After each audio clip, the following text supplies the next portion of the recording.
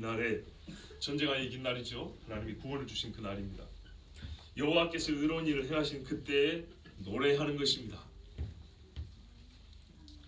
예, 때를 놓치는 것만큼 무지하고 어리석은 일이 없다고 성경은 반복하여 가르칩니다. 서로 간에도 해야 할 일은 때를 맞추어 해야 되죠. 하나님께 해야 할 일은요 반드시 때를 맞춰야 됩니다. 하나님께서 절기를 정하시고 예배의 때와 또한 제물을 바쳐야 될 때 시간까지 정하십니다.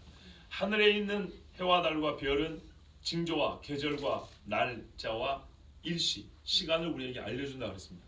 때를 알려주는 것입니다. 때를 아는 자만큼 지혜로운 자가 없고 성경에는 우리의 날수를 계수할 수 있는 지혜를 달라고 그랬습니다. 그렇다면 하나님 앞에 때를 맞춰 찬송한다는 것은 하나님이 하신 일을 안다는 것이고 그 일이 얼마나 귀하고 아름다운 일인지를 안다는 소리가 납니다. 성경에 찬송한 사람 보세요. 얼마나 극적인 순간에 그 때를 놓치지 않았는지. 미리암의 속옷을 춤춤에 이스라엘이 노래했죠. 번개가 들어올 때 다윗이 바지가 벗겨지도록 찬송했습니다. 그 성경의 역대상인가 역대하에 보면 다윗이 찬송하는 자 4,000명을 세웠으니 4,000명은 숫자까지 나와요. 예루살렘 성전 연구소 같더만 긴네르 호수 있죠. 갈릴리 호수를 긴네르 바다라고 하잖아요. 긴네르 호수라고 했잖아요. 그 모양처럼 생겼다 해서 기노르를 하는데 요 하프가 4,000개가 만들어진다고요. 예, 그거를 옛날에 레위인들이 예루살렘 그 계단에서 말입니다. 그 성전산 계단에서 쫙 4,000명의 하프를 뜨면은 그 다윗의 수금 이걸 타면 여리고까지 들렸답니다. 온 이스라엘 전체 찬송이 울려 퍼진 겁니다. 왜요? 하나님 앞에 제사하는 날 찬송하는 거죠. 하늘에서 예수님 오실 때도 천사장이 오는 거 하나님의 나팔 소리.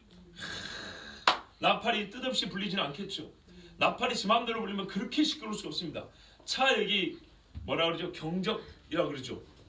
옛날 우리 크락션이라고 그랬는데 빵빵 누르는 소리 들어보세요. 얼마나 정신없습니까? 근데 하나님의 나팔 소리가 그게 정신없이 들리지 않습니다. 오묘한 선율을 따라 웅장히 울려 퍼집니다. 한나가 노래했죠. 엘리사벳이 노래했습니다. 그죠? 시므온도 노래합니다. 하나님 앞에 결정적인 순간에는 다 찬송합니다. 예수님이 예루살렘 성전에 올라올 때도 따르는 무리가 호산나 주 이름 오신 이여 하고 다윗의 자손이라고 찬송 올라갔습니다. 그 정도는 해야 하는 겁니다. 맞는 겁니다.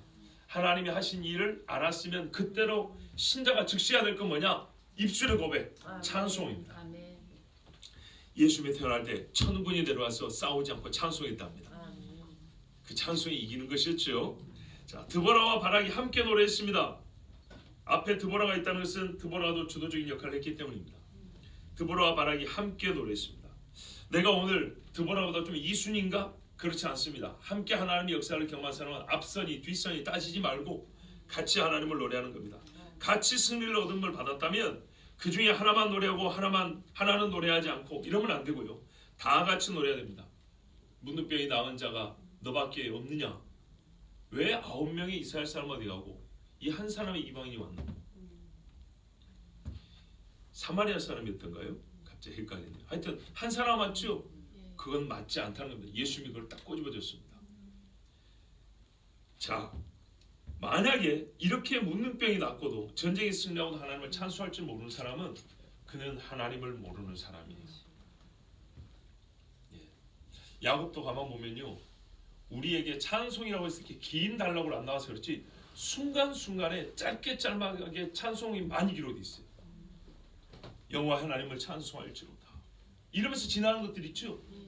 찬송을 한다는 말이지만 실제로 하나님께 높임을 올릴지어다 모든 영광 하나님 받으소서 이렇게 하면서 순간순간 이렇게 내뱉은 말들입니다. 예를 들어서 요셉을 다시 살았다고 만나러 갈 때, 다시 베델로 돌아올 때, 또 요셉 만나러 갈 때 베델을 거쳐갑니다. 그럴 때 하나님을 찬송합니다. 자,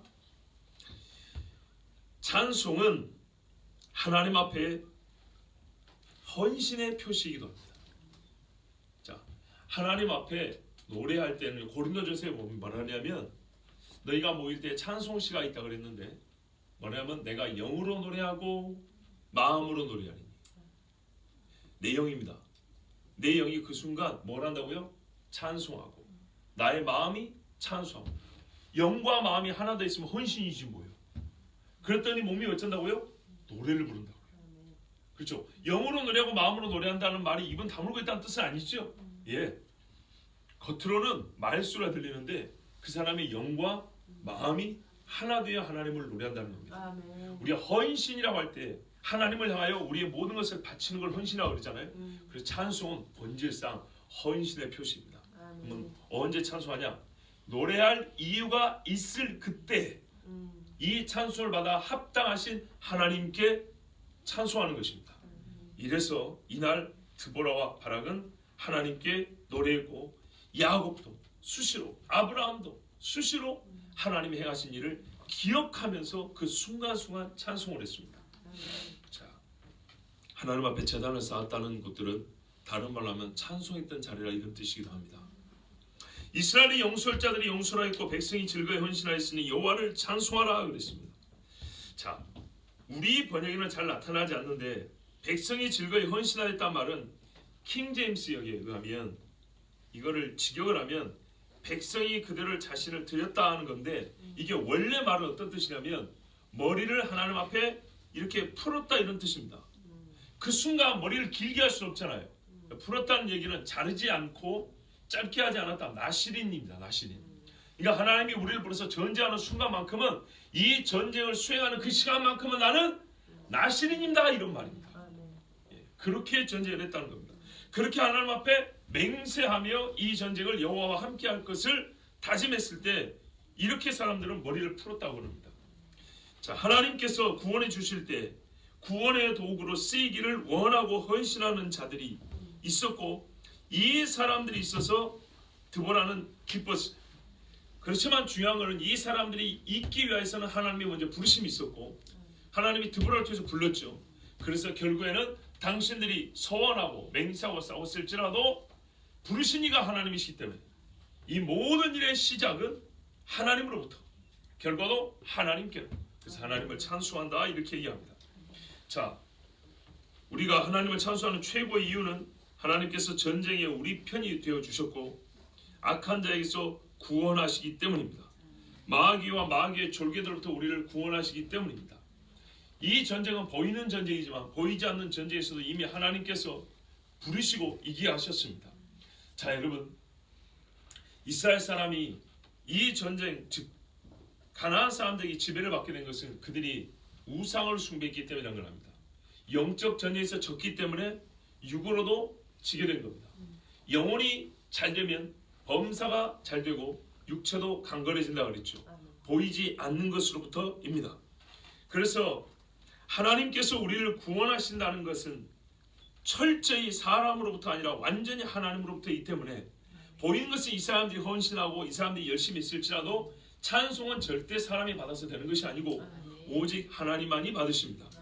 우리 번역에 보면 이스라엘의 영솔자들이 영솔하였고 그랬는데 다른 번역에는 이 말이 없습니다. 오히려 어떻게 되냐면 여호와가 이스라엘 위에 복수하시니 너희는 하나님을 찬양하라 이렇게 되어 있습니다. 그러니까는 여호와께서 너희를 위하여 복수하시니 백성들아, 헌신하는 백성들아, 너희 헌신을 보지 말고 너희를 헌신하게 하셔서 원수를 갚으시는 하나님을 찬양하라 이렇게 되어 있는데 우리 번역에서는 그냥 여호와를 찬송하라 해버렸고 하나님이 왜 찬송받아야 되는지 이유를 빼버리고 대신에 이스라엘의 영솔자들이 영솔하였고 이렇게 했습니다. 다시 말씀드릴게요. 우리 번역에 보면 이스라엘의 영솔자들이 영솔하였고 백성이 즐거이 헌신하였으니 여호와를 찬송하라 이렇게 되어 있죠. 여호와를 찬송하라 이 부분에 옛날 400년 전 번역에는 구체적으로 여호와께서 이스라엘을 위하여 복수하시니까 복수하여 주시기 때문에 너희가 찬송해야 된다 그랬습니다. 그리고 복수하시기 위하여 너희를 불러서 너희가 오늘 헌신하게 되었다. 그러니 하나님을 찬송하라 되어 있습니다. 그런데 이 하나님의 복수하신다는 부분을 빼버리고 대신에 하나님이 아니라 이스라엘의 지도자들이 너희를 끌고 전쟁터로 나갔다는 식으로 이렇게 번역을 해놨습니다. 이거는 본래 뜻과 완전히 다릅니다. 이러니까 하나님을 찬송할 이유가 없어져 버리고요. 여호와를 찬송하라 했지만 이스라엘의 영솔자들이 영솔하였고 이랬으니 사람을 찬송할 이유만 기록이 되는 겁니다. 근데 솔직히 말해서 이스라엘의 영솔자들이 어디 있습니까? 이스라엘을 끌고 간 영솔자들이 어디 있냐고요. 아, 드보라와 바락이 있습니까? 그러면 드보라와 바락이 지금 자기를 높인 꼴이 되어버리네요. 절대 드보라는 그런 사람이 아닙니다. 그러므로 이 번역은 잘못된 겁니다. 너희 왕들아 들으라, 통치하들아 귀를 기울이라. 나 곧 내가 여호와를 노래할 것이요 이스라엘 하나님 여호와를 찬송하리라. 계속 하나님을 찬송합니다. 이스라엘 현재 왕이 없습니다. 이방 왕들입니다. 또 스스로 왕이라고 생각한 시대죠. 그러니까 자칭 왕들아, 통치자들아, 하나님을 인정하지 않는 통치자들, 이방이나 이스라엘이나 매한가지입니다. 자, 이 사람들, 그 누구도 이스라엘을 구원하지 못하는 사람들에게 드보라는 소리칩니다. 나는 노래할 것이다. 나는 하나님만 노래할 것이다. 아멘. 옛날에 한 20년 넘었어요. 그 컨티넨탈 싱어즈라는 이 찬양사 팀이 있었어요. 거기 보면 나의 노래할 이유라는 곡이 있어요. 약간 미국에서 좀 경쾌하긴 한데 가사는 참 좋아요. 나의 노래할 이유. 드보라는 지금 하나님을 노래할 이유로 가득하여서 이거를 참지 못하고 세상 만방에 소리를 치고 있어요. 소리를 부르고 있어요. 그래서 오늘 여러분, 저도 오늘 찬송을 조금 많이 불렀는데요. 여러분 혹시 느끼셨는지 모르겠는데 아까 찬송 부를 때 제가 높낮이를 조절한다거나 소리의 짙기, 어떤 날은 진하게 부르고 어떤 날은 약간 옅은 음색으로 부르고 어떤 데는 음이 올라가게 하고 어떤 데는 그냥 확 쏟아내시 부르고 혹시 느끼셨어요? 남의 거 느끼셔야 어딨어요. 자기 열심히 불러야죠. 그죠? 근데 제가 무슨 말씀드리냐면 한 곡 안에요 최선을 다했다. 한 노래 안에 1절 부를 때 2절 부를 때 이 마디를 부를 때 저 마디를 부를 때고 같은 마디인데도 절에 따라서 반복할 때마다 힘의 강약이 다르고 음색을 조절한다고요. 예, 컨디션이 좀 안 좋을 때는 이 찬송을 몇 절을 몇 분까지 불러내기 때문에 체력 조절도 해야 되고요. 힘이 좀 남을 때는 과감 없이 막 쏟아내야 되고요. 하여튼 나의 몸 상태라든지 지금 이 음색, 그러니까 목 상태를 생각해서 이 곡 안에 담아낼 수 있는 최대치를 담아낸다. 오늘은 첫 곡 딱 부르니까 음색이 별로 안 좋더라고요. 깨끗한 소리가 안 나고 약간 멍한 소리가 둔탁한, 제 느낌에는 제 목소리가 좀 둔탁하게 들리더라고요. 멍멍한 느낌. 그래서 음색은 별로 안 이쁘구나 오늘. 대신에 힘 조절을 해서 이 찬송을 가장 찬송되게 또 가사가 다 다르잖아요. 1절 느낌이 다르고 2절 느낌이 달라요. 거기에 맞게 부르려고 나름대로 애를 썼어요. 여러분 들어간 게 아니라 하나님 앞에서 이 곡을 작곡자가 작사자가 지어놓은 대로 하려고 애를 썼어요. 자 여러분, 드보라가요 지금 지만 노래하면 되지, 그죠? 그런데 옆에 사람들 보고 같이 노래하라 그러고 어떻게 노래하라고 왜 노래해야 되는지 막 이유를 말하고 있어요. 저도 지금 이 본문을 설교하기 때문에 여러분에게 찬송 부르는 법을 조금 가르쳐 드리는 거예요. 이렇게 노래하는 게 좋다, 저렇게 노래하는 게 더 낫다, 이렇게 지금 잠깐 제 이야기를 지금 해드리는 거예요. 최선을 다해요. 우리 반주자들도 그래요. 곡 따라 같은 곡이지만 약간 반주 다르게 하는 거 아시죠? 예, 정키로 누가 어쩐 때는 하나 올리기도 하고 내리기도 하지만 옥탑을 올리기도 하고 내리기도 하고 꿈의 문을 넣기도 하고 안 넣기도 하고, 그렇죠? 이렇게 우리 목소리도요 사람 목소리보다 예쁜 게 없어요. 사실 모든 악기 중에 사람 목소리가 최고의 최고. 음치가 아닌 이상, 그러니까 목에 약간의 장애가 있지 않은 이상 우리가 하나님 앞에 이 목소리로 낼 수 있는 소리가 얼마나 많은지 이거는요 우리가 스스로 좀 연구를 하고 연습을 할 필요가 있어요. 그리고 평상시 연습할 시간이 없으니까 찬송 부를 때 여러 가지 찬송 부를 때 한번 해보세요. 그러면요 거짓말 아니고 하나님 앞에 내가 드려지는 게 느껴져요.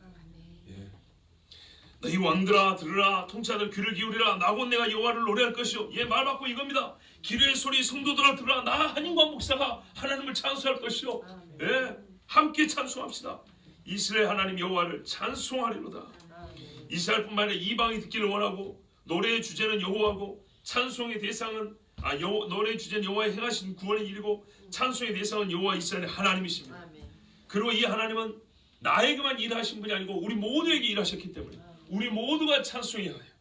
드보라는 이렇게 찬송을 권하고 한편으로 명하고 있습니다. 여호와여, 주께서 세일에서부터 나오시고 에돔 들에서부터 진행하실 때 땅이 진동하고 하늘이 물을 내리고 구름도 물을 내렸나이다. 이제부터 이제 그 본격적인 찬송이죠. 오늘의 행하신 일을 본격적으로 노래한 건 아니에요. 근데 오늘의 행하신 일을 말하자면 메인으로 노래하기 위해서 오늘의 행하신 일이 얼마나 위대한지를 이스라엘 백성들에게 노래로 지금 가르쳐 주는 거예요. 예. 조금 있으면 오늘의 구원을 노래할 것인데 구체적으로 이 구원이 얼마나 크냐 하면 출애굽 때 하나님이 세일산 있죠. 에돔 족속. 이 세일산과 에돔에서 어떻게 했다고요? 예, 땅을 진동시키고 하늘에서 물을 내렸대요. 하나님께서 세일 앞을 이렇게 지내올 때, 이거는 민수기에서 읽어보지 못한 말씀 같은데, 에돔 족속이 길을 막으니까 돌아왔다 안 그랬습니까? 그때 하나님께서 이스라엘에 무슨 일을 하셨는가 봐요. 아니 에돔에게, 이스라엘을 막아선 에돔에게 하나님이 어떤 징조를 보여줬나 봐요. 아니 본문이 그렇잖아요. 뭐라 합니까? 세일에서부터 나오시고 에돔 들에서부터 진행하실 때 땅이 진동하고 하늘이 물을 내리고 구름도 물을 내렸나이다. 이거 출애굽 이야기거든요. 그리고 5절 보면 산들이 여호와 앞에서 진동하니 저 신의 산도 이스라엘의 하나님 여호와 앞에서 진동하여 또 내렸죠. 산들이 진동했답니다. 신의 산이 이와 같이 진동했답니다. 자, 우리가 명백히 알고 있는 것은 신의 산이 진동한 건 압니다. 나팔 불 때 땅이 흔들렸다고 되어 있어요. 그렇죠. 불이 붙고. 그런데 또 산들이 흔들렸답니다. 어떤 사람은 세일과 에돔. 자, 여러분 세일산 들어보셨죠? 여기는 고원지대고 산이 있는 데입니다. 성기순례하면 이쪽 많이 가기도 하는데 지금 요르단 지역인가요? 그래요. 이 세일산에는 호리 족속이 살았어요. 호리 족속이 살던 거를 이스라엘에 오기 전에 에돔이 몰아내고 거기 살았어요. 그 높은 산 지역, 고지대입니다. 여기를 지나오려 하니까 에돔이 와서 길을 막았어요. 왕의 길로 간다고 하니까 막았었단 말이죠. 그때 하나님께서 분명히 에돔에게 뭔가 징조를 내리신 거예요. 본문에 따르면 그들이 거하는 산이 흔들렸고 엄청난 위에 폭풍우가 쏟아지고, 예, 그래서 이 백성들에게 자기들이 한 짓이 무엇인가를 깨닫게 하셨어요. 비록 에돔에게서 길을 얻지는 못했지만 이스라엘은 에돔을 돌아오면서 하나님이 우리를 인도하신다는 것을 분명히 봤던 거예요. 마치 어디서 본 것처럼요? 시내산에서 본 것처럼. 그래서 40년 전 시내산과 가나안을 눈앞에 둔 지금 여전히 하나님이 함께 하신다는 것을 확인할 수 있었어요.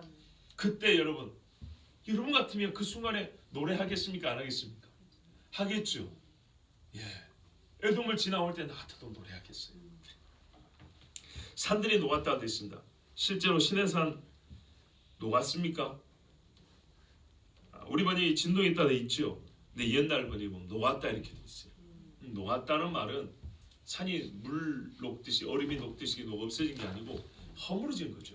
진동을 하니까 허물어 내려가죠. 예, 바위가 굴러내리고 흙이 막 쏟아지고 산사태가 나고 막 이랬지 않겠습니까? 그런 말씀드립니다. 얼마나 무서운가 한번 봐보세요. 전에 가지고 있던 형체를 알아보기 어려울 정도로 산이 무너져 녹아내린다. 그러면 사람이 하나님 앞에 심판을 받을 때 녹아내리지 않겠습니까? 여호와의 불 앞에서. 그래서 베드로서 3장 10절 11절에 주의 날이 도둑같이 오리니 그날에는 하늘이 큰 소리로 떠나가고 물질이 뜨거운 불에 풀어진다 그랬습니다. 물질이 모든 것들이 다 풀어 없어져 버린다. 자, 이렇게 해서 가나안에 들어왔습니다. 근데 가나안에 들어왔는데 드보라 때까지 보면 벌써 시간이 꽤 많이 지났죠. 꽤 많이 지났는데 가장 최근의 이야기를 해줍니다. 가장 최근에 무슨 일이 있었냐?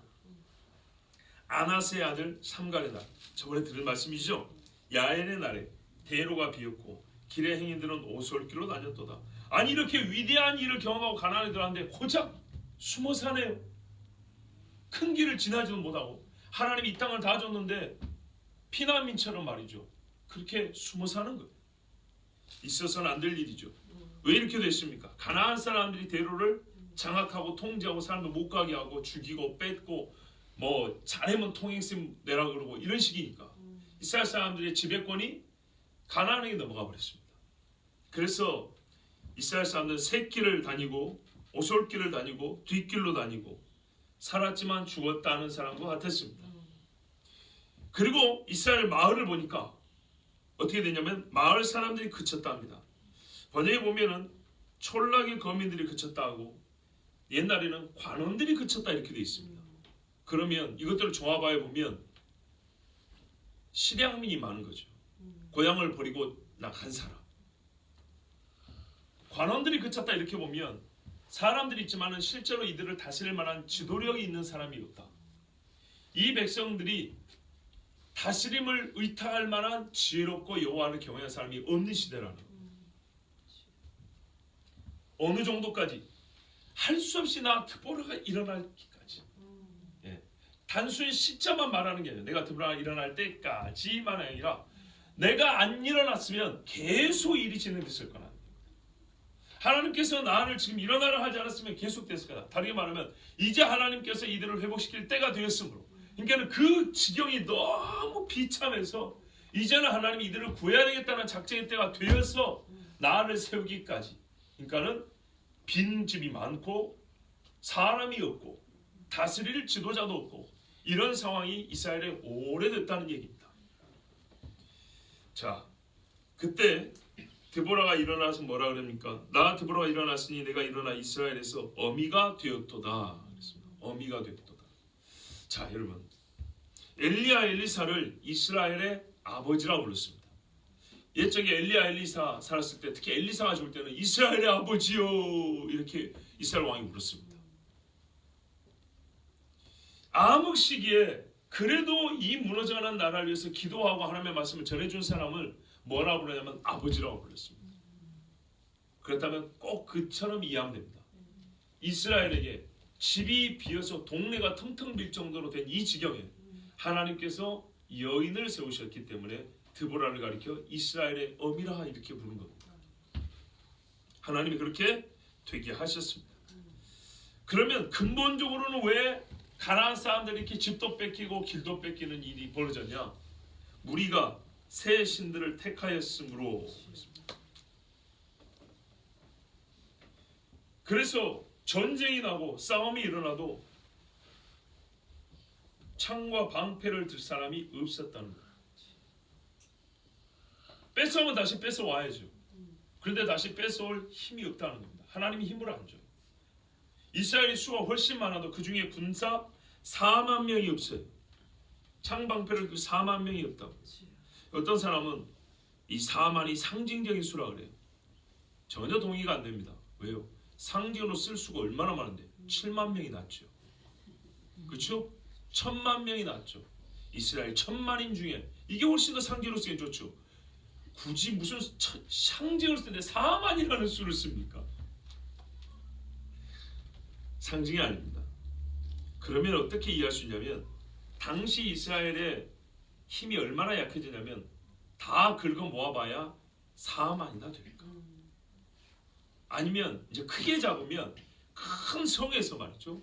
또는 한 지파에서 군대를 다 모아도 4만이나 될까? 그렇게밖에 안 됐다고 볼 수 있는 거예요. 그렇게 모여봐도 이 사람들이 창방패를 들 쇠도 없어요. 무기도 없어요.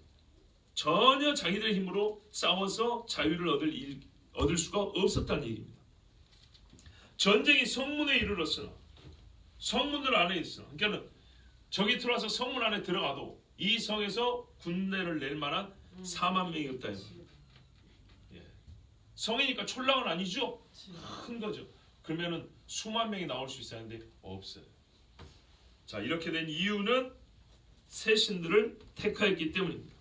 모세가 이미 예언했습니다. 신명기 32장 15절에서 20절 보면 그런데 여수론이 기름짐에 발로 찼도다.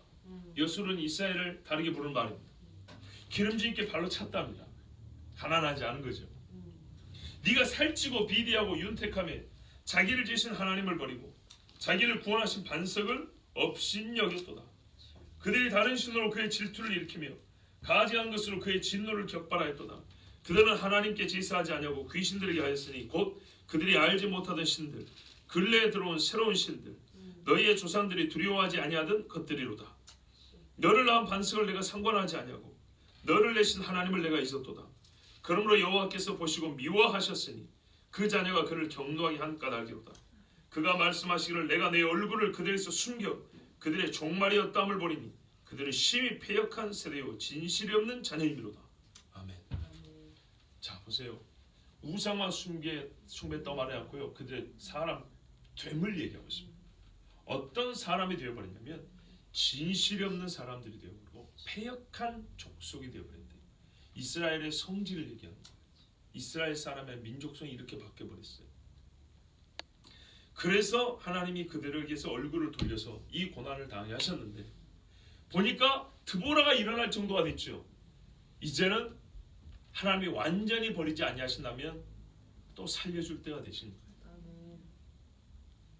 하나님이 이스라엘 백성을 사랑하사 원수에서 구하시고 다시 하나님을 찾을 기회를 스스로 만들어 주십니다. 이것도 약속이었습니다. 아까 읽었던 신명기 32장 20절 이후에 36절에서 40절을 보면 참으로 여호와께서 자기 백성을 판단하시고 그 종들을 불쌍히 여기시리니 곧 그들의 무력함과 갇힌 자나 노인자가 없음을 보시는 때로다. 보니까 아무도 구해준 자가 없어요. 정말 때도 그렇죠. 아무도 이스라엘을 도와준 자가 없어서 예수님이 친히 나셨다 이렇게 돼 있죠. 또한 그가 말씀하시기를 그들의 신들이 어디 있으며 그들의 피하던 반석이 어디 있느냐.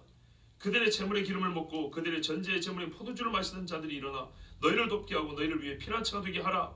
이제는 나하고 내가 그인 줄 알라. 나 외에는 신이 없도다. 무슨 말입니까? 하나님이 도우시러 나가면서 이스라엘이 한마디 하는 거예요. 너희가 기름 바쳤던 그 신이 어딨냐? 너희가 피를 흘려 고기를 바쳤던 그 신이 어디 있느냐? 이스라엘 할 말이 없겠죠. 내가 여호와다. 아멘. 내가 너희의 구원자다. 이러고 나가신다 이 말이에요. 나는 죽이기도 하며 살리기도 하며 상하기도 하며 낳기도 하나니. 이 종이 어려서부터 아버지한테 많이 듣던 말씀. 살리기도 하며 죽이기도 하며 상하기도 하며 고치기도 하며 내 손에서 능히 빼앗을 자가 없도다. 이는 내가 하늘을 향하여 내 손을 들고 말하기를 내가 영원히 살리라 하였노라. 아멘. 이래서 하나님이 자기 손에서 이스라엘을 절대 놓치지 않아요. 하나님 손에 있으니까 하나님이 환난에다 집어넣다 뺐다 이렇게 하시는 거예요. 마귀가 그걸 끊지를 못해요. 이 로마서 하시는 말씀이잖아요. 이래서 하나님이 사사 때도 이들이 죄를 짓지만은 버리지 아니하시고 다시 찾아가 구해주시고 다시 찾아 구해주시고 그랬어요. 자, 지금 이참에 이번 참에 하나님이 구해주실 때 쓰임 받은 자가 드보라였어요. 그리고 이제 드보라가 났을 때 하나님이 이스라엘 구하실 때 영적인 문제를 함께 한다 그랬죠. 이스라엘 중에 이때 하나님께 헌신된 자들이 또 일어나서 같이 드보라와 함께 10,000명의 군대를 이뤘어요. 나팔 불 때 억지로 부른 거 아닙니다. 듣고 올 사람만 오는 겁니다. 그 10,000명이 모인 것을 보니까 와, 세상에 오솔길로 다니고 숨어있고 동네가 비어있었는데 이 숨어있던 사람들이 나팔 소리 듣고 나오네. 저 멀리서 소리가 나니까 기어 나온 사람들 한 10,000명 될 거예요. 이 사람들 보고 드보라가 너무 기뻤어요. 그렇죠. 제가 2011년인가 12년도에 인터넷에서 어메이징 그레이스 있죠. 나 같은 죄인 살리신 이 음악과 노래로 부르는 것들을 자주 봤어요. 여러 영상 배경으로 그 찬양을 또 여러 사람이 부르는 것을 많이 들었는데 정말 여러 이 사람이 부르는 것들을 이렇게 다양하게 많이 들었는데 그 중에 뭐가 참 또 은혜가 있었냐면 유럽 사람들이에요. 콜로세움 아시아 원형극장 거기서 큰 음악회를 하는데 아마 라틴계 사람인 것 같아요. 말소리가 머리 약간 장발이고 금발에 한 50대로 보이는 바이올리니스트가 있어요. 이 사람이 바이올을 이제 뒤에 오케스트라 있고 말이죠. 근데 저기서 저기 그 뒤에 문에서 누가 나오냐면 그 스코틀랜드 치마 입은 남자들 있죠. 이거 뭐라 그러죠? 백파이프 뭐라 그래요? 몰라요. 하여튼 이거 있어요. 이거 막 부르면서 나오고 앞에서는 이렇게 막 이렇게 치면서 어메이징 그레이스를 이제 이렇게 물론 전주라고 나와서 같이 어메이징 그레이스를 바이올린으로 이 파이프로 또 어떤 그 필이 있어요. 서양식 요만한 그 금관 요만한 필이 아주 예쁜 손에 이걸로 나 같은 주인 살리신을 쫙 막 연주하는데 그때 서양 사람들이요 우리로 치면 무슨 송년 음악회나 되는 그런 느낌이에요. 근데 그 사람들이 막 여기저기서 눈물을 닦는 거예요. 그러면서 떠오르는 장면이 있었어요. 교회가 다 문을 닫고 길거리에 먼지가 날리고 하늘은 뿌옇고 해가 빛을 잃을 때 어디서도 예배하는 곳을 찾을 수가 없는데 여러분이나 나나 우리 중에 한 사람 그 삭막한 거리를 헤매고 있어요. 회색빛, 잿빛 이 거리를 아무도 없는 데를 지나고 있어요. 신문이 날리고 여기저기 짐승 소리와 오물 냄새에 막 진동하고 죽은 시체와 벌거지가 막 이렇게 뜯어먹고 있는 이런 사망의 길을 걷고 있는데 어디선가 저 멀리에서 누가 연주를 하건 노래를 하건 나 같은 죄 하고 쫙 해서 이 바람에 싹 소리가 실려오는 자 그런 상상을 많이 했어요. 그때 얼마나 뜨거운 눈물이 날까. 너무 기쁜 거예요. 아무도 하나님을 찬양하는 자가 없고 하나님의 전쟁에 참여하는 자가 없을 줄 알았는데 그 숨어 있었던 별 볼 일 없을 줄 알았던 사람들이 나오는 거예요. 그 새길 여기저기서 나오는 거예요. 그래서 드보라가 너무 기뻐서 말하는 거예요. 내 마음이 이스라엘의 방백을 사모함은 그들의 백성 중에서 즐거이 헌신하였으니 여호와를 찬송하라. 자 지금 이 전쟁에 앞서 있었던 일들은 얘기하고 있습니다. 본격적인 싸움이 있기 전 하나님께서 이 숨어있는 사람들을 나오게 하셨어요. 그 자체가 하나님을 찬송하지 않고는 배길 수가 없어요. 여러분 그 거리를 혼자 걷고 있는데 저기서 찬송할 수가 내가 따라 부르는 게 아니라 저 찬송하는 사람이 한 명 있다는 게 얼마나 감사합니까? 그 찬송하는 사람이 있으니까 내가 또 하나님을 찬송할 이유가 되지 않습니까? 그죠? 그거예요. 우리가 서로 여호와께 진실함을 보면 말이죠. 내가 너를 보면 하나님을 찬송하지 않을 수가 없고 네가 나를 보면 찬송에 힘을 얻고 이렇게 돼야 정상이고 드보라가 이스라엘 사람을 나팔을 불어 모았지만은 그들이 나온 걸 보니까 드보라가 하나님이 그들을 막 모아내 주시잖아요. 하나님을 찬송하지 않을 수가 없는 거예요. 맞아요. 정말 옛적에 어린아이들이 자기들이 막 헌금해가지고 찬양팀을 조지하고 막 길거리에서 외치는 거 보면 지나가면서도 찬송을 안 부를 수가 없어요. 저기 어디입니까 여기 아나모굴에서도 작년 겨울에 젊은 애들이 와서 밤에 막 9시쯤에 찬양하고 막 그랬어요. 그 옆을 지나는데 도전도 되면서 그 모습이 아름다워 내가 하나님을 찬양하지 않을 수가 없다니까. 이 일을 하시는 하나님 오늘날에도 젊은이들이 길거리에서 하나님을 찬송하게 하시는 하나님을 찬송하지 않을 수가 없어요. 자 이래서 드보라는 온 백성들과 함께 하나님을 찬송합니다. 기적이에요. 기적. 전쟁 이긴 것보다 이스라엘 백성이 하나님 앞에 헌신할 수 있다는 것이 기적이에요. 기적이 일어났어요. 정말 심히 실망스러운 백성이 이제는 사모하는 사람들이 되었어요. 마찬가지예요. 우리도 서로에게 낙심이 되고 실망이 되었었는데 바로 그가 어느 땐가 나보다 더 열심히 있는 예배자가 되었을 때 하나님 앞에 진심 어린 찬송을 올리는 사람이 된 걸 옆에서 보기만 해도 가슴이 뭉클하고 눈물이 나는 거 아니겠습니까? 이게 믿음의 식구입니다. 자 흰 나귀를 탄 자들 양탄자에 앉은 자들 길에 행하는 자들아 전팔자다. 예, 부유한 사람들이죠. 흰 나귀는 별로 없습니다. 요즘에도 롤스로이스를 타느냐 벤츠를 타느냐 포니를 타느냐 포니는 지금 없지요.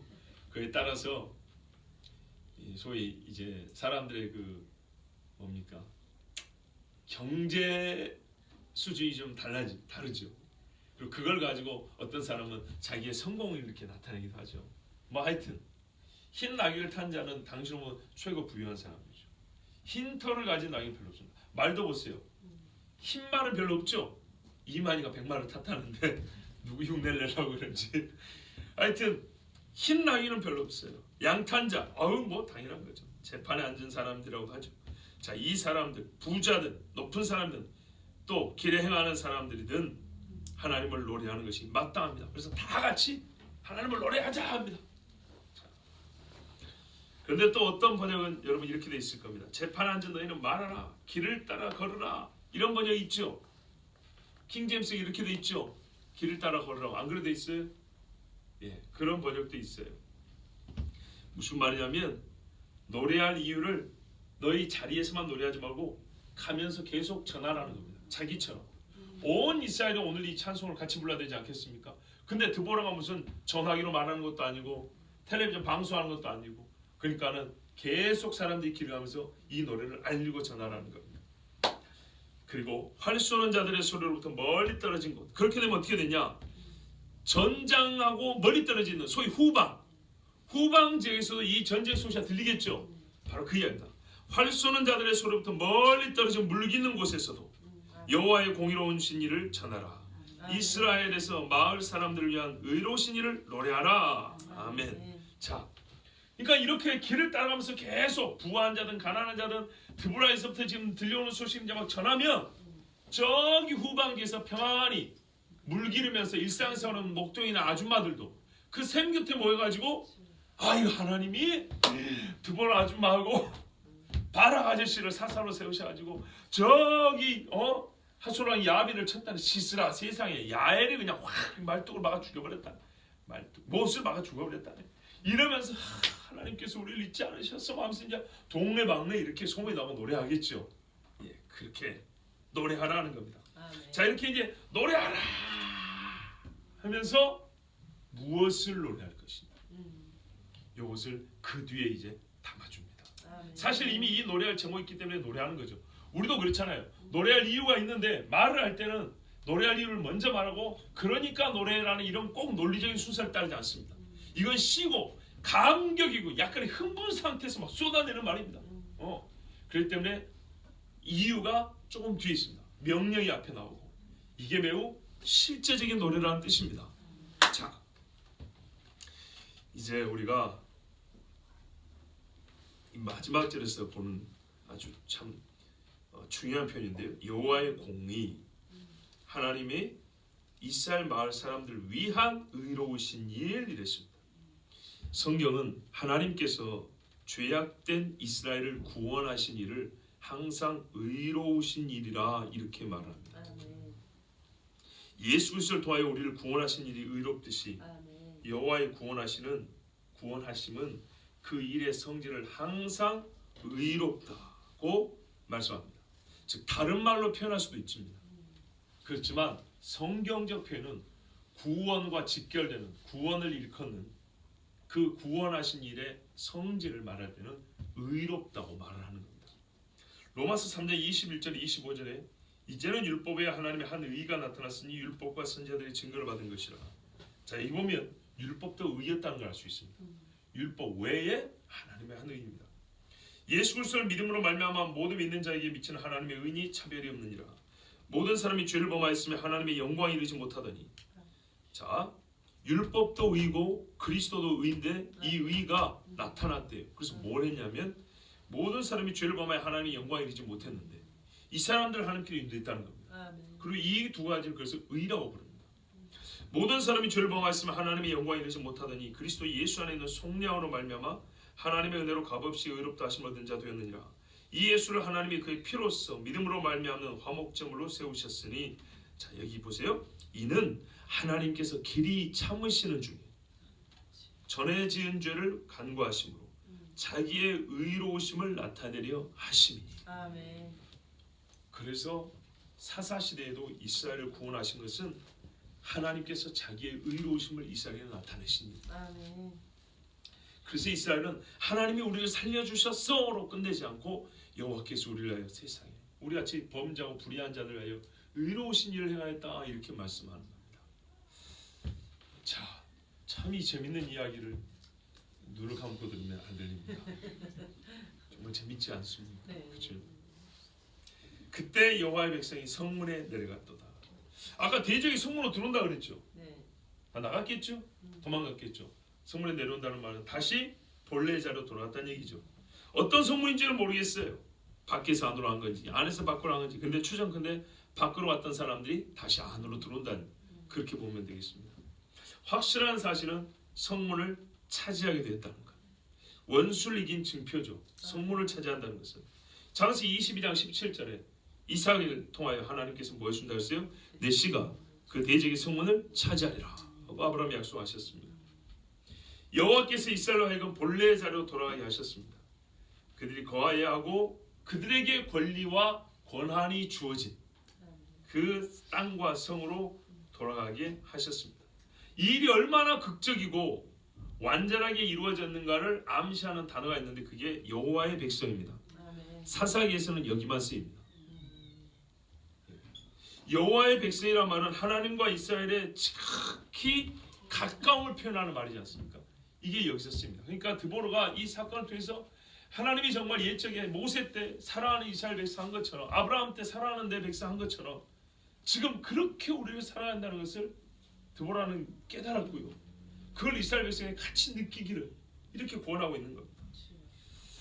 자, 여기까지 이렇게 말씀을 마치면서, 설교가 끝났다는 게 아니고 여기까지 마치면서 제가 여러분에게 하나 묻고 싶은 말이 있어요. 질문이 있어요. 오늘 이 모습을 보면 드보라의 말 맞다나 이스라엘이 하나님께 헌신했답니다. 여러분, 헌신이라는 말을 진짜 얼마만에 듣는 얘기입니까? 이렇게 헌신할 수 있는 사람들이에요. 즉 마음이 하나가 되어서 이삭에게 주신 복을 성취도 할 수 있는 사람들이에요. 드보라가 내 마음이 이스라엘 방백을 사모하고, 이렇게 영적인 사람을 아무나 사모하지 않아요. 정말 이야, 이스라엘 백성, 오 나의 사랑, 막 사람들이 꽃게 들고 나온 거 볼 때 너무 사랑했어. 이렇게 말을 했어요. 내 마음이 이스라엘의 방백을 사모하면 그들이 백성 중에서 즐거이 헌신하였으니 여호와를 찬송하라. 이렇게 할 정도로 훌륭한 백성이 오늘 될 수 있잖아요. 될 수 있는 사람들이에요. 하나님께서 그냥 천재지변이 아니라 이 사람들, 숨어 있었던, 별 벌렸던 이 사람들을 사용하셔서 대적을 쳐 없애기까지 쓸 수 있는 사람들이었어요. 쓸만한 자질이 있는 그런 제목들이었다고요. 그런데 왜 이 사람들이 400년간 계속해서 죄를 짓고 죄악과 고통의 쳇바퀴를 돌기만 하는 게 아니라 스스로 돌려야만 했을까요? 이 질문을 하고 싶어요. 가만 보시면 어떤 사사 때란 말입니다. 사사가 용맹하고 혼자 일을 해결합니다. 아니면 극소수의 사람 데리고 해결합니다. 그런데 이렇게 이스라엘이 이렇게 멋지게 사람들이 말이죠, 드보라가 성령 가운데서 부르니까 나는 몰라 이러지 않고 나온단 말이에요. 헌신된 사람이 있고 단번에 될 정도로 그렇게 아주 못돼 먹고 아주 망가진 백성은 아니란 말이에요. 그렇게 보이죠. 그렇게 보이죠. 근데 왜 이 사람들이 자꾸 400년이 넘는 시간 동안 하나님 앞에 자기 스스로 왕되었다고 하면서 책망을 듣고 갈수록 더 험한 꼴을 당했을까요? 난 그게 궁금해요. 이런 자질을 갖고 있는 사람들이.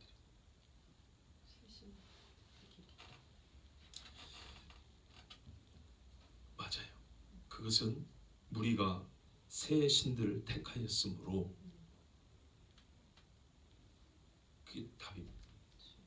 자, 이 말씀 우리가 마지막으로 한 번 더 상고해 보려고 합니다.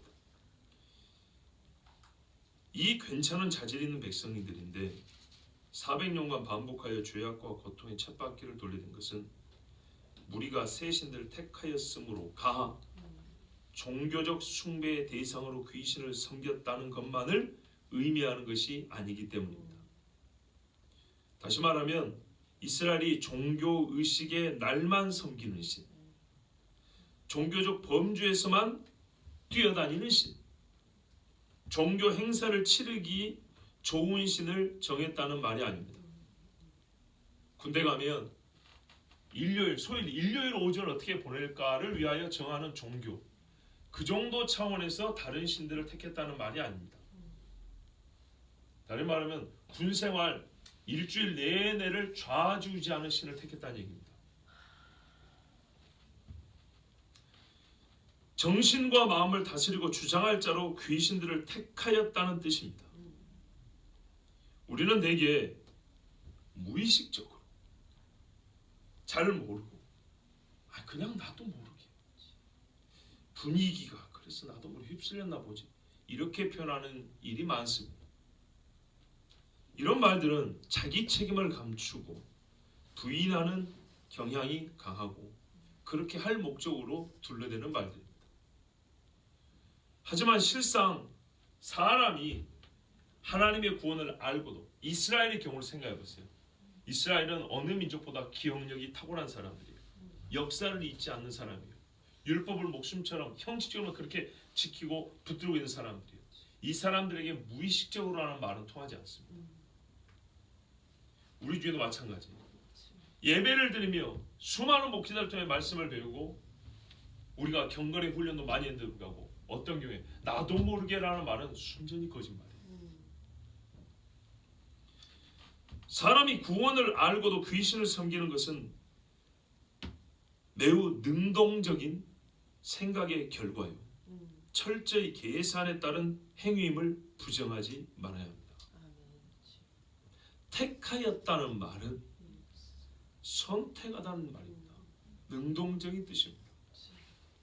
우리 가장 최근에 결혼한 우리 미립사님 신뢰가 조금 된다면 많이 안 되고 조금 된다면 남편을 택하였죠. 무의식적으로 택하였나요? 어쩌다 보니까 아이고 결혼이 내일 모레 와버렸네. 이거 아니죠. 무슨 말이냐면 잘 보세요 여러분. 남편과 아내를 택하는 일만큼은요 천하의 바보라도 자기가 동원할 수 있는 최고의 사고력을 다 씁니다. 가감승제를 못한 사람이라 할지라도 그 사람과 함께할 경우에 앞으로 일어날 일에 대하여 밤잠을 며칠을 못 자서라도 다른 일을 손에 못 잡은 일이 있더라도 곰곰이 생각하는 시간 반드시 가집니다. 그렇죠. 한 번쯤 다 생각해 봅니다. 우리는 이 세상에서 보다 좋다고 여기는 것을 택하지 그렇지 않은 것을 택하는 자는 없습니다.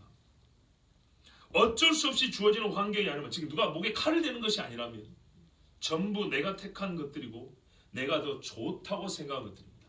좋다고 생각한 결과 모든 것을 검토하고 모든 것을 치밀하게 계산하고 앞뒤를 재어본 결과 내가 꼽은 것들입니다. 그래서 택함은 항상 사고의 과정을 거친 결과물이고 특별히 섬길 신을 택하는 일은 인간이 할 수 있는 최상급의 사고 능력을 통과하고 남은 찌꺼기가 아니라 남겨놓은 보석과 같은 겁니다. 진액이 빠져나가고 찌꺼기가 남은 것이 아니고요. 쓸데없는 것을 걸러내고 진액만 남겨놓은 거예요. 그랬을 때 우리는 신을 택합니다. 그러므로 이스라엘이 반복된 죄를 짓고 그들이 여호와 섬기기를 온전히 하지 못한 것은 생각이, 마음이 악한 영에 잡혀버린 결과예요. 마음을 하나님께로 붙잡게 해주는 하나님의 도구를 버려버린 결과입니다. 마음을 하나님께 붙잡혀 있게 해주는 것 이거를 버려버렸다고요. 그래서 생각이 어떻게 돌아간다고요? 하나님과 무관하게 계속 돌아간다고요. 근데 이것이 더 좋다고 여겼어요. 이렇게 보세요. 다른 신을 택한 건 능동적인 사고의 결과라 그랬죠. 이거를 가능하기 위해서 하나님을 버리는 일을 가능하기 위해서는 결정적으로 중간에 키를 하나 버려야 돼요. 이걸 하나 버려버리면 이제는 자기들이 생각하기에 다른 신이 더 좋다고 생각하고 이게 더 이 세상 사는 방법이라고 생각하는 것을 택하기 훨씬 쉬워져요. 다시 정리할게요. 이스라엘 사람들은 다른 신을 택했다는 말은 그냥 종교의식 행할 신으로 좀 편리한 신을 택한 것이 아니고 삶 전반을 주관하고 자기에게 훨씬 이로울 것이라고 감각적이든 경제적이건 혹은 사회적이건 정책이건 모든 면을 생각해 볼 때 여호와를 섬기는 것보다 훨씬 더 낫다고 생각합니다. 물론 육체적인 거지만 더 낫다고 생각하여 최종 생각의 결과로 다른 신을 택한 겁니다. 그런데 이 다른 신을 택하기가 그리 쉽지 않아요. 이스라엘의 경우에는 하나님의 구원을 경험했어요. 그죠? 하나님이 어떤 분에 대한 기억이 그래도 있어요.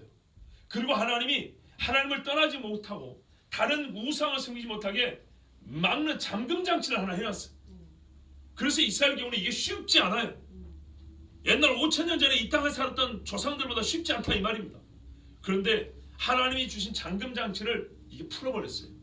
그러니까 훨씬 쉽게 그들이 악을 택하고 다른 신들을 택하게 됐어요. 그 잠금장치가 뭔지 아십니까? 여러분 놀라지 마세요. 놀라지 마세요. 마음을 하나님께 붙잡히게 해주는 그것은요 여호와의 율법입니다.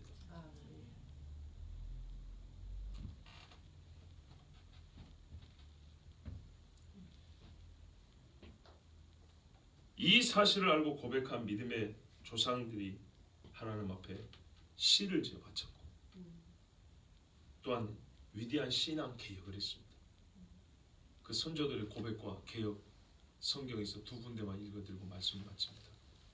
시편 19편 7절에서 10절 보면 여호와의 율법은 완전하여 영혼을 소생시키며 여호와의 증거는 확실하여 우둔한 자를 지혜롭게 하며 여호와의 교훈은 정직하여 마음을 기쁘게 하고 여호와의 계명은 순결하여 눈을 밝게 하시도다. 성경은 평행법 또는 병행법을 쓴다고 했습니다. 같은 뜻인데 단어를 다르게 쓰는 거예요. 그래서 한 사건이나 한 일을 여러 가지 측면과 각도에서 보게 하는 거예요. 여기 보면 여호와의 율법이나 여호와의 증거나 여호와의 교훈이나 여호와의 계명이나 다 같은 말입니다. 근데 그 깊이와 넓이를 우리에게 말씀해 주기 위해서 이렇게 다른 표현을 쓴 겁니다. 보세요. 전부 다 무엇과 관계되는가? 영혼을 소성시키고 우둔한 자를 지혜롭게 하고 마음을 기쁘게 하고 순결하게 눈을 밝게 해준대요. 온 것을 보게 해줍니다. 그러니까 여호와의 율법이 있으면 어떻게 해요? 귀신을 선택하지 않아요. 세상의 악한 것들을 택하지 않아요. 여호와를 경외하는 도는 정결하여 영혼까지 이르고 여호와의 법도 진실하여 다 의로우니 금곧 많은 순금보다 더 사모할 것이며 꿀과 송이꿀보다 더 달도다. 그래서 이 법을 잃어버리면요 금이나 순금이 내 마음을 사로잡아서 더 사모하게 돼버릴 거예요. 이 법이 없어지면요 세상의 꿀, 송이꿀을 훨씬 달다 하면서 세상에 달짝지근한 것을 쫓아갑니다. 몰래 먹는 떡이 맛있고 훔쳐먹는 것이 맛있다 이러면서 불의를 행해버립니다. 그걸 택하게 됩니다. 하나님의 율법이 우리 마음에 있으면 우리는 소위 종교의식이 아니라 종교 행사용이 아니라 매사에 하나님과 함께하게 되는데 이 율법이 없어져 버리면 세상이 더 달다고 자기 보기에 더 나은 달콤함을 주는 세상을 택하게 되어 있습니다. 그래서 페르시아와 바벨론에서 귀환할 정도의 신앙은 있었지만 그러나 여전히 그 속에 바벨론의 때가 있고 페르시아의 구정물이 묻어있는 사람들의 그 더러운 때를 제거하기 위해서 에스라가 선택한 것은 뭐냐? 첫째 달 초하루에 바벨론에서 길을 떠났고 하나님의 선한 손에 도우심을 입어 다섯째 달 초하루에 예루살렘에 이르느니라. 호위병도 없었어요. 호위병을 달라 하면 너희 하나님이 보호하신다던데 부끄러운 줄 알라 할까봐 정말 하나님 앞에 기도하고 떠났다 그랬어요. 성경에 그리 되어 있어요. 그리고 왔을 때 넉 달 만에 왔을 때 에스라가 선택한 일, 에스라가 택한 일, 바벨론 페르시아에서 돌아오기까지 이 백성이지만 이들이 정말로 거룩한 땅에 성문에 이르렀다면 진짜 이 성에 살만한 이스라엘 백성이 되게 해야 할 일은 무엇인가? 에스라가 여호와의 율법을 연구하여 준행하며 율례와 규례를 이스라엘에게 가르치기로 결심하였었더라. 아멘. 이랬을 때 수문학 광자에 모여서 통곡을 하고 회개를 하고 초막절을 지키고 느헤미야 총독과 함께 성벽도 쌓고 산발락과 도비아 같은 이 이방 사람들의 위협에 굴복하지 아니하고 사사 때는 숨어 살았을 거 아닙니까? 그런데요 적은 수지만은요 얼마나 간간하게 일어섰는지 모릅니다. 여러분 반복된 죄, 끊임없는 죄로 말미암은 고통을 끊고 싶습니까? 작정이 좋아하는 것이 아닙니다. 결심이 커야 하는 것이 아닙니다. 여호와의 율법이 항상 내 귀에 들려지게 하고 생각의 물줄기를 여호와의 율법에서 끌어올려야 합니다. 그리고 우리에게는 이미 오신 성령님이 계십니다. 성령 하나님께 의탁하여 기도하면서 주의 율법이 내 양식이 되게 하고 내 언어가 되게 하십시오.